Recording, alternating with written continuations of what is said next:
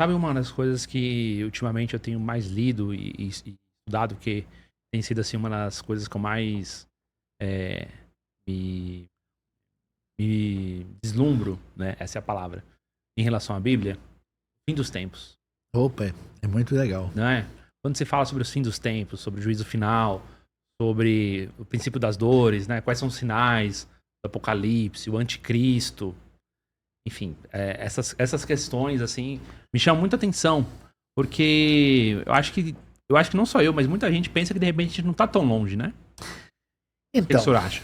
é um pouquinho confuso, porque... É que eu soltei um monte de coisas, né? Não, é confuso o jeito que as pessoas estão falando sobre. Sabe por quê? Não sei se você reparou. Hum, Todo ano aparece um monte de gente que é profeta de plantão na internet dizendo, olha, o Trump penteou o cabelo pro outro lado, então ó, é sinal que vai acontecer não sei o quê. Olha, o Putin não escovou o dente hoje, então Quer dizer, o pessoal fica num adivinhômetro. Aí teve um papo de luz de sangue e não sei mais o que. Cada notícia que aparece ali, se Israel perde um jogo no campeonato de futebol, o pessoal já vê alguma ligação com o anticristo.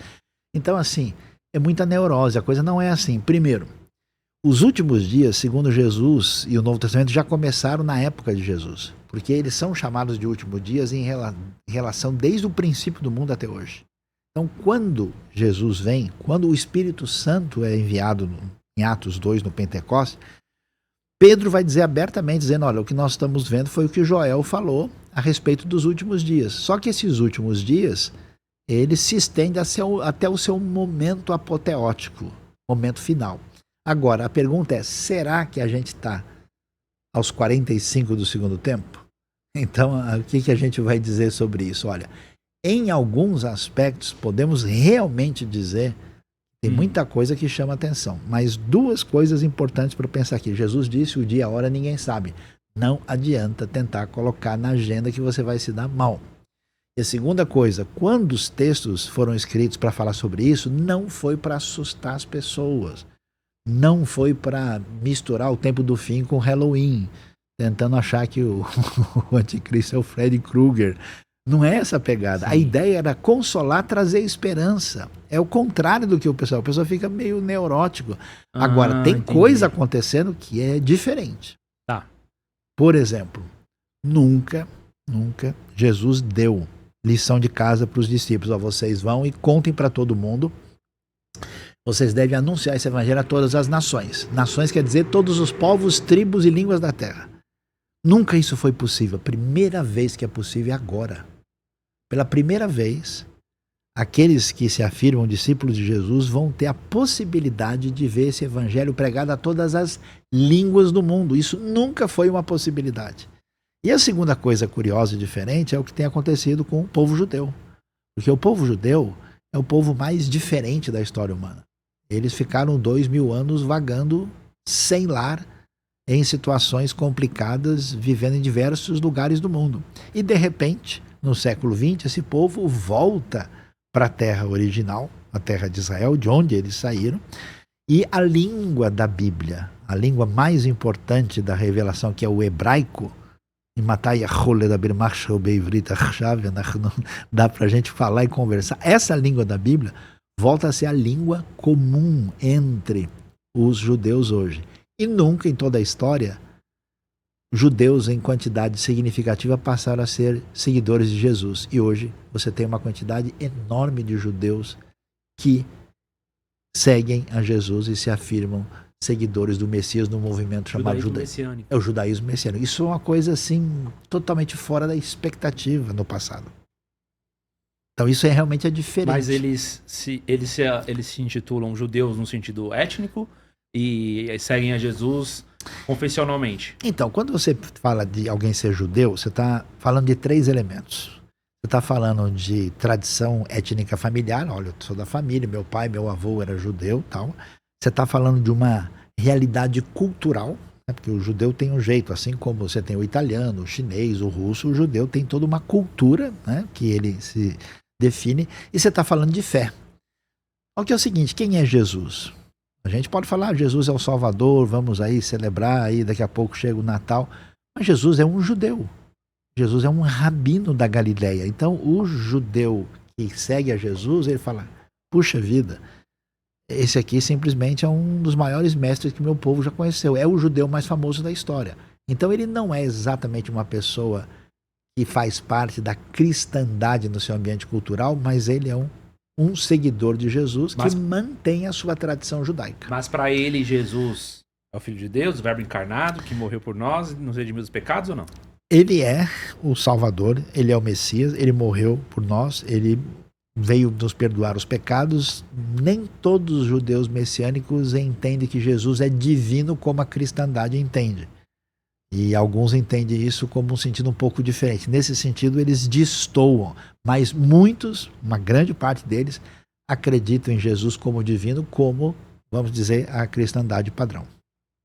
Entendi. Então, para eles, por exemplo, a Trindade é uma coisa assim meio... Então, para alguns, eles creem da maneira como os cristãos creem em Trindade, e para outros eles dizem, não, isso está difícil demais para nossa cabeça. Aí eles não entendem assim.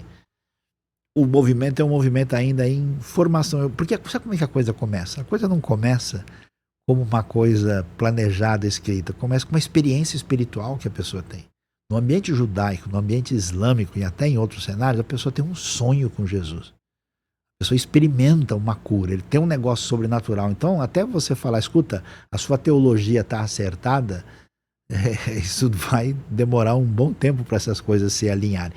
Porque até hoje, se você pegar um cristão básico e fizer um teste teológico dele, aí, meu amigo, ele acho que ele vai perder do judeu messiânico, se ele tiver que explicar muita coisa. Mas e a parte da Bíblia do Novo Testamento? Perfeito. Ah, que legal. Então... Totalmente. Inclusive, eu me lembro até que eu estava conversando com um judeu uns anos... Não sabia não. Estava conversando com um judeu uns anos atrás, e ele estudava, né, para tentar se tornar um rabino, um religioso em Jerusalém. E aí um dia ele me perguntou, escuta, o que tem no Novo Testamento? Eu falei para ele, cara, é o livro mais judaico que você pode ler. Aliás, o Novo Testamento é o documento judaico mais importante do primeiro século, do ponto de vista acadêmico, histórico. E aí eu falei, olha, tá vendo esse monte de gente aqui que não tem nada a ver com o contexto judaico? Eles vão demorar um monte de coisa, de tempo para poder entender isso aqui. Você vai ler Galileia, Jerusalém, fariseu, saduceu, rapaz, você está em casa, você está 10 quilômetros na frente de todo mundo, então fique à vontade, porque você vai ter condição de entender mais do que a maioria do que não vem de contexto judaico. Sim, muito bom. Mas ainda um pouco mais nesse contexto do que a gente está falando. Tá, então ninguém vai saber a hora, né, da volta do Filho do Homem. A gente não sabe e ninguém vai saber. Algumas coisas estão acontecendo agora, como você falou.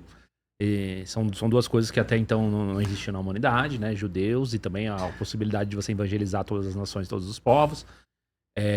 Mas, por exemplo, guerras, doenças... Então, é verdade que essas coisas estão presentes. Doenças, guerras, terremotos, sinais no céu. Qual que é o problema de falar guerra? Porque a humanidade nunca parou de fazer guerra. O tempo todo. Você vai estudar, vou ver um livro de história geral, história das civilizações, história das guerras. O tempo todo, assim. Então, alguns sinais, eu diria, são genéricos demais. É verdade que a gente, quando olha, por exemplo, para o que acontece do século XX para cá, vai dizer, olha, aumentou muito o número de terremotos, tem acontecido certas coisas assim, mas a dúvida que a gente tem, porque a nossa espiritualidade, ela também tem que ser marcada por sensatez, e não só por sensacionalismo, como muita gente faz. Então, a razão por que a gente está sabendo que está tendo mais terremoto é por quê? Porque aumentou ou porque a gente passou a registrar e fazer? Então, são sinais, vamos dizer, genéricos demais. Mas, isso, porque, veja bem... E como você falou, né? O livro nunca foi feito para assustar. Não, pelo contrário. Porque no Apocalipse o pessoal estava sendo perseguido. E eles sabiam que Jesus ia vir de voltar. Os cristãos estavam morrendo e eles estão perguntando, cadê os mortos? O que vai acontecer com a gente? Então o livro vem explicar para eles, primeiro, ele veio trazer consolo para vocês, dizer que os mortos não estão perdidos, eles estão na presença de Deus, e dizer que aquele que é o cordeiro que foi morto, ele é o leão de Judá, e ele vai voltar. Então a ideia era trazer esperança, consolo e uma vida reta e santa por parte daqueles que seguiam a Cristo. E não porque Até Mateus vai dizer o contrário. Quando essas coisas começarem a acontecer, levantem a cabeça porque está próximo a sua redenção. E não por causa, o anticristo vai surgir e agora. Não, olha, eu ouvi dizer que o anticristo vai estar no celular das pessoas. Não, ele vai estar dentro da pipoca no cinema, né? Não sei o quê. Esse clima é muito... entendeu? É isso que o pessoal faz, um clima alarmista, né? Olha, o Brasil perdeu de 7-1. Será que tem algum significado escatológico nisso? Quem fez o gol na Copa do Mundo foi o Messi. Será que ele é messiânico? Tem algum sentido aí, né? Uhum. Então aí que o pessoal se perde, né? Mas também é porque eu acho que tem muita gente que as pessoas estão perdendo a esperança, no modo geral, né? É verdade. Tem sentido um pouco disso também? E você sabe, assim, quando a gente estuda escatologia no sentido teológico e técnico, a gente enfatiza duas coisas. Existe um nível... Escatologia é o estudo da salvação. Não, o estudo das últimas coisas, do fim do mundo, do apocalipse. Tem dois aspectos lá. Ela fala pra gente da escatologia futura, que o reino de Deus vai chegar na totalidade, mas que ele já chegou. A gente chama isso de escatologia realizada, escatologia presente. E qual é o papel do cristão? Ser sal da terra e luz do mundo. Então ele deve fazer de tudo para fazer do mundo um lugar melhor.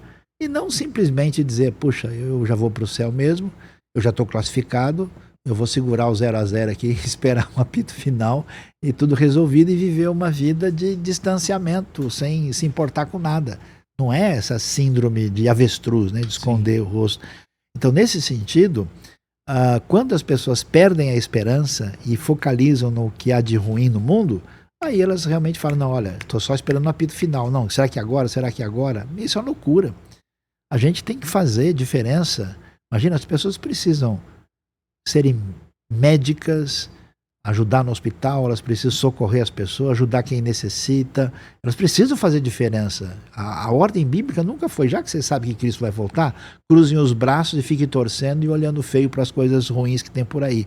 A ideia é a gente fazer diferença no mundo. Então, nesse sentido, essa escatologia escapista, ela é complicada e ela não bate com a proposta que você vê no Novo Testamento. Nós somos chamados a fazer diferença.